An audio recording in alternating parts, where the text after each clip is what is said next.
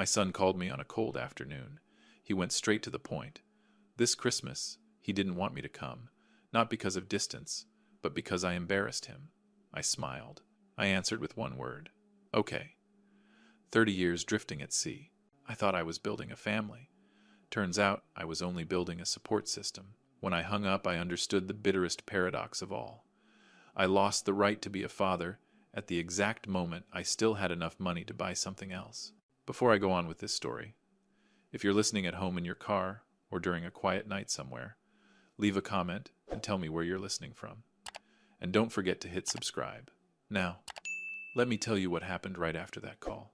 I set the phone down on the table as if it had just finished the final line of a report. No shaking hands, no sigh. Just a clean, empty space opening up inside my head. I looked at the suitcase, still half open. Inside were a few old clothes, a pair of shoes that had followed me through too many airports, and that familiar smell of metal sea salt and thyme. I thought I was getting ready to go home. Turns out I was getting ready to accept that I no longer had one. I closed the suitcase. Not hard, just enough for the lock to snap with a dry sound. In that moment, I wasn't angry at Brandon. I was tired. Tired in the way a man gets when he has done everything by the book of responsibility and still gets crossed out on the last page. The old oil rig in the Gulf of Mexico sat quietly under the sunset. I stood on the deck, looking out at a sea so calm it felt unreal. 30 years ago, I stood here with a younger body and a simple belief. If I worked hard enough, my family would never lack anything. I believed my absence today would be paid back with their security tomorrow. I believed in checks, wire transfers, and promises that were never spoken out loud. There were birthdays where I could only manage a 5-minute call between shifts. There were Christmases when I sent the gifts early, then boarded a helicopter back out to sea. Brandon grew up through photographs. Megan grew up through tuition invoices. I kept telling myself, one day they would understand that a father isn't always present, but he is always responsible. That call proved I was wrong. Not a small mistake. A mistake at the root. I went back into the crew quarters, opened my laptop, and checked the schedule. The words, "Final Technical Consulting Assignment," stared back at me like a proper ending. I had thought that after this trip I would finally give more time to my family.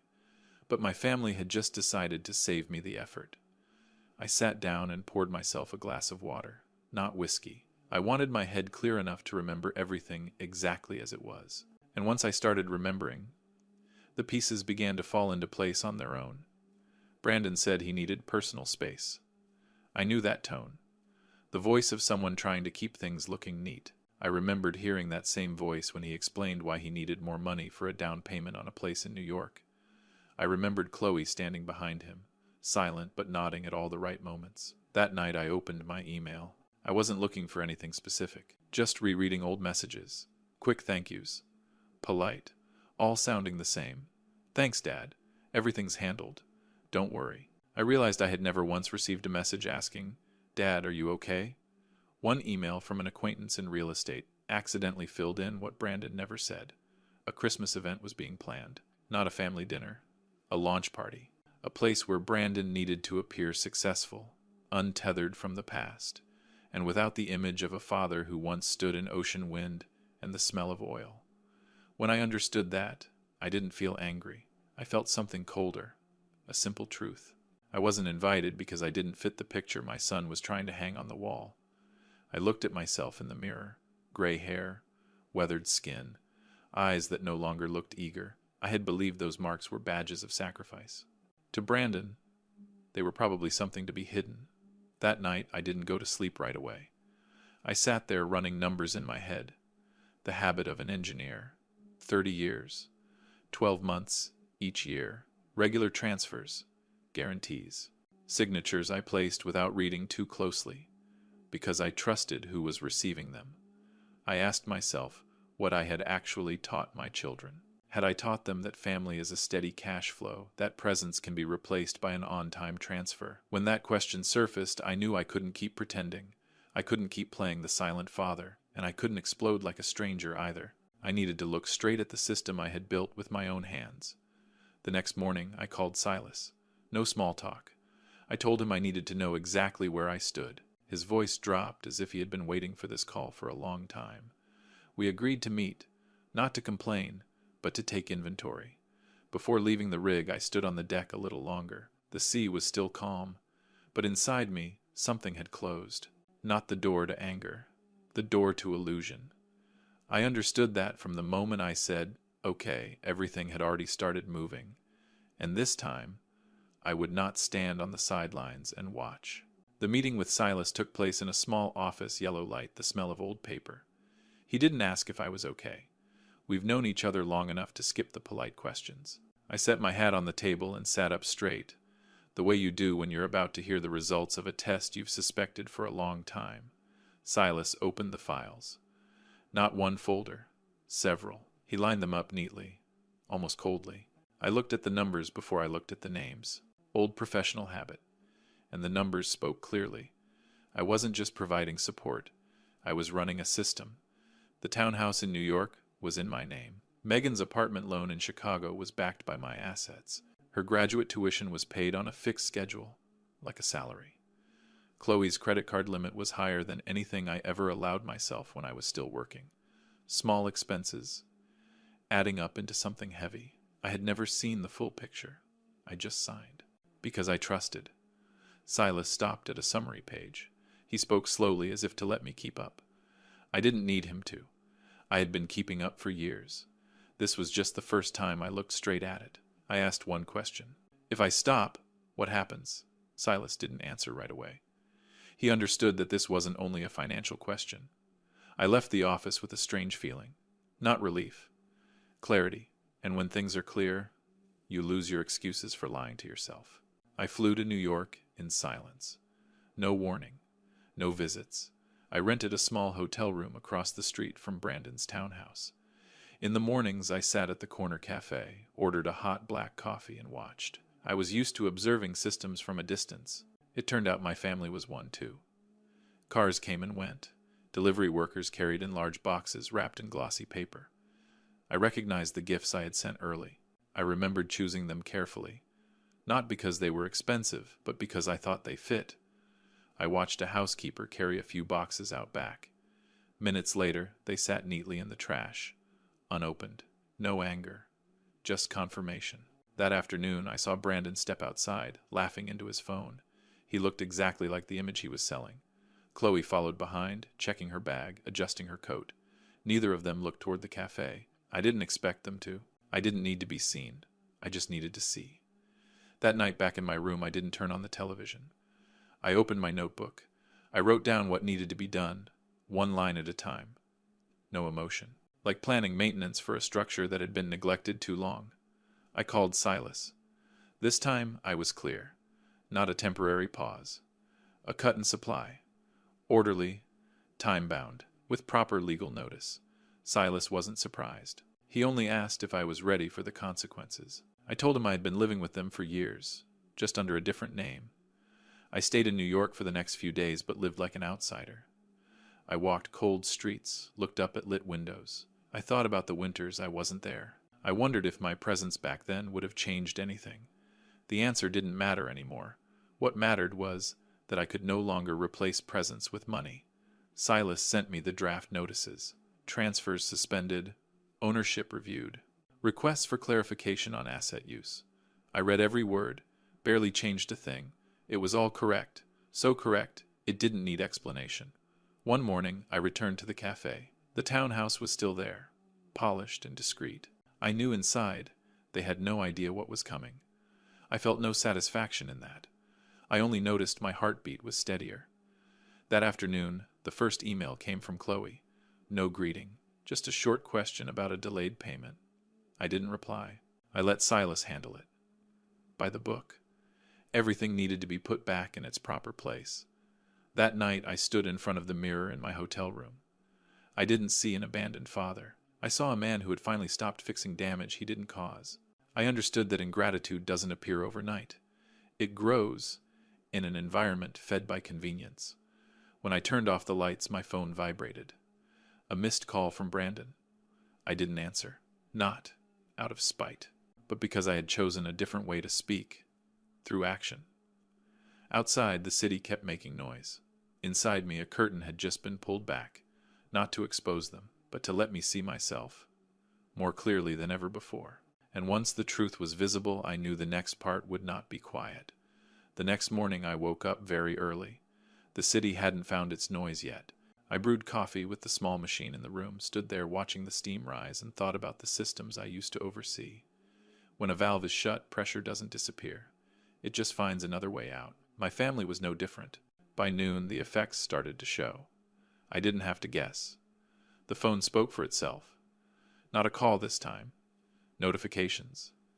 An email from the bank confirming the payment suspensions had been executed.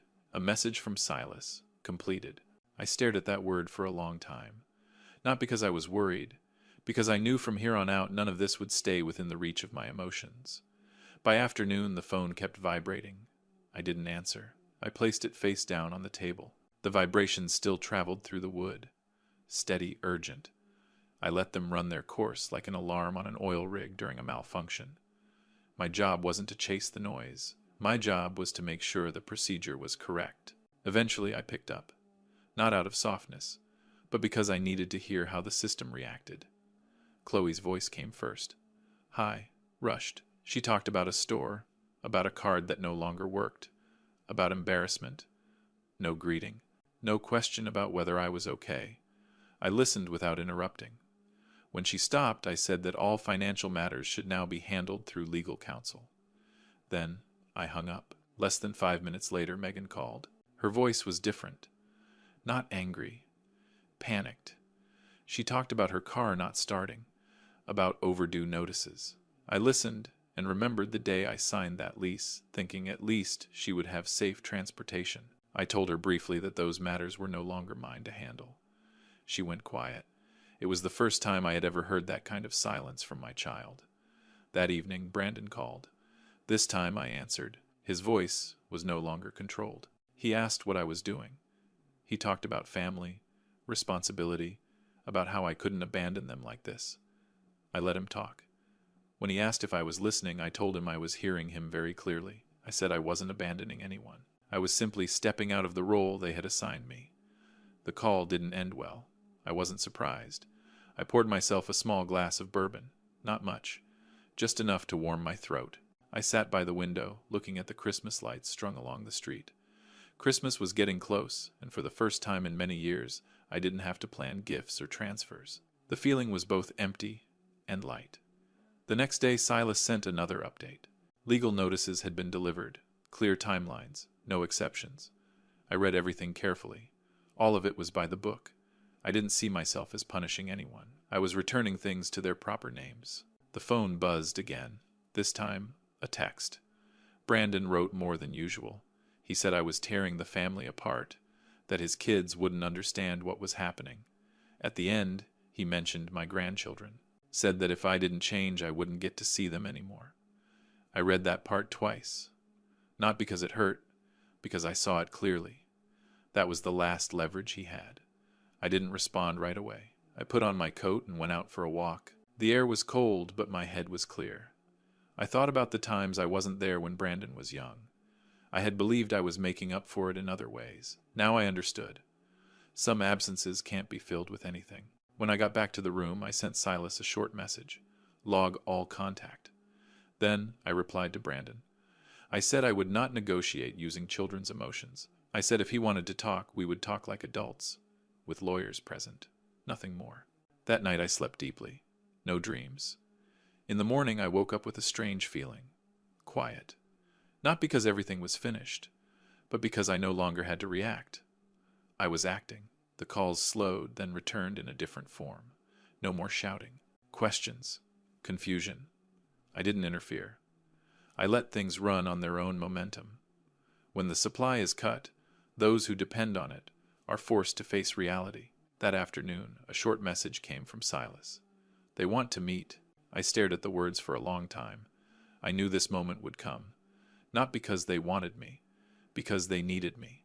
And that difference told me the meeting would not be easy. I stood in front of the mirror and adjusted my coat. I wasn't trying to look younger. I wasn't trying to look strong. I just wanted to show up exactly as I was. A father who had stopped providing. A man reclaiming his right to be respected. As I stepped out of the room, I knew the domino effect wasn't over. It had just reached the point of no return, and so had I. We agreed to meet in the lobby of a theater near Central Park, a place Brandon once said was appropriate for serious conversations. I understood what he meant. It was somewhere he could play his role. Polished, established, seen. I arrived 10 minutes early, not to gain leverage. I've always arrived early. I hate being rushed. The lobby was brightly lit, the smell of polished wood, the steady sound of leather shoes on stone. I stood near a large column watching people move in and out, faces carefully prepared, conversations light, barely touching the ground. I thought about the years I spent in loud engine rooms, where things were only right or wrong, no room for performance. Brandon arrived with Chloe and Megan. They looked different from a few days ago. Not their clothes, their eyes. Brandon walked fast, stopped in front of me, as if ready to speak before his words were fully arranged. Chloe glanced around, irritated by the bright lights. Megan stood slightly behind them, silent, gripping her bag strap. We skipped long greetings.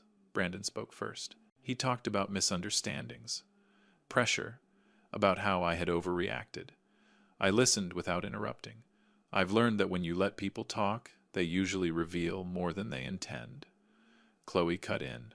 She said I was controlling them with money. She used the word toxic. I noted it, didn't argue. I just held her gaze, long enough for her to stop. Megan lowered her head. What I saw there wasn't regret. It was fear. I said I wasn't there to argue. I was there to clarify what needed to be clear. Brandon asked if I still considered them family. He played it like a final card. I said, family is not a place where people only show up when payments are due. As the air grew heavy, Silas arrived. Right on time. Not early, not late. He carried a thin folder. When Brandon saw him, he froze. I knew he understood what Silas's presence meant. Silas skipped pleasantries. He spoke about the notices that had been sent, the timelines, the procedures. Clear, neutral. Brandon tried to push back. He said, I was destroying the last relationship I had. Silas listened, then paused, turned to me, and asked if I wanted to add anything. I nodded. I said there was one thing they didn't know. Brandon raised an eyebrow, bracing himself. I didn't disappoint. I told them I had sold my entire personal investment portfolio, not because I was out of money, but because I no longer wanted money standing between me and anyone. I said I used those funds to establish a scholarship foundation for the children of people I once worked with offshore. It didn't carry my name, and it wasn't for my family. No one spoke for several seconds. Chloe broke the silence. She asked what I was trying to prove. I told her I wasn't proving anything. I was choosing. At that moment, a man approached. I recognized him immediately. An old assistant of mine, someone who worked night shifts with me years ago. He looked older, thinner, but his eyes were the same. He stopped, greeted me by name, then turned to my family and said he just wanted to say thank you. For the medical assistants years ago, the help that got his child through a difficult time. No one planned that moment. It happened like a natural comparison. A man with no shared blood stood there, expressing gratitude. 3 people who carried my last name stood silent, unsure where to look. Brandon tried to regain control. He said I was embarrassing them in public. I replied that I hadn't chosen this place. He had. I simply showed up on time. Chloe said I was selfish. I nodded. I said maybe I was. But this was the first time in my life I had put myself ahead of a system that had drained me dry. Megan finally spoke. She asked if I still loved them. I looked at her for a long moment. I said affection cannot survive when it only flows in one direction. Silas held out an envelope. Not for them, for me. Inside was the final confirmation of the Foundation's establishment. I signed it without hesitation. The sound of pen on paper echoed clearly in the quiet space. I felt a very concrete ending. Brandon looked at me and said, I would regret this. I told him I had lived long enough to know the difference between regret and relief. They are not the same. Chloe turned away. Megan stayed still, eyes red, but she didn't cry. I said the meeting ended here, not because I had nothing left to say, because I had said enough. I greeted Silas, nodded to my old assistant, and walked out of the lobby. I didn't look back. Outside, the air was cold, but clean. I took a deep breath. For the first time in many years, I didn't feel like I was leaving something behind. I was moving forward, and I knew, after tonight, nothing would ever return to the way it was. I left the theater after the streetlights came on. No one called after me. No footsteps followed. I walked slowly, letting my breathing catch up with what had just happened. Everything behind me closed neatly. No noise, no shattering, just a door closing at the right moment. That night, back at the hotel, I packed my things. Not much. I've never lived with many possessions. Before sleeping, I opened the envelope Silas had given me. Not legal papers. A confirmation for an early morning flight. I had decided already. I just hadn't said it out loud. When a chapter ends, I don't like standing there staring at it for too long.